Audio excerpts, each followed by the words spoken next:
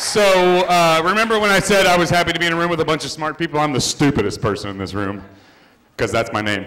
So where will technology take you? I'm going to give you a little bit of insight into that today. First of all, technology is going to take you a lot of places. Technology has the ability to not just transport our minds, but to physically transport our bodies by bending the space-time continuum. So why am I doing this presentation? I have no fucking clue.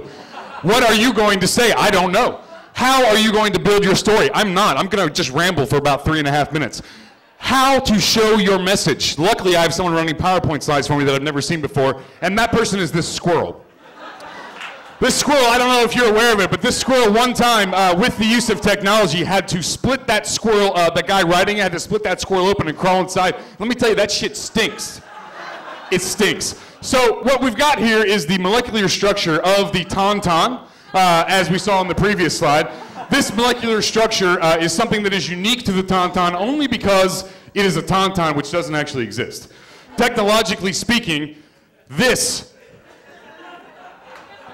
is something I can't possibly explain.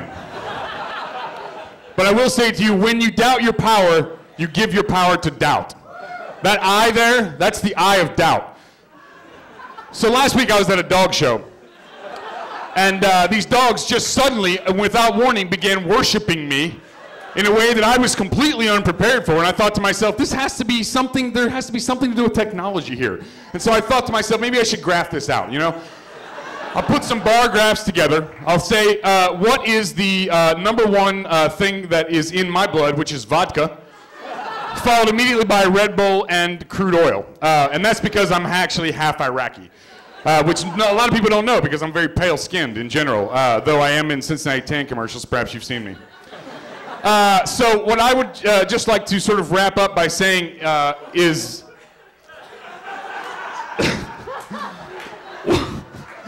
my family, who this portrait is of, could not support me more in my endeavors tonight to talk to you.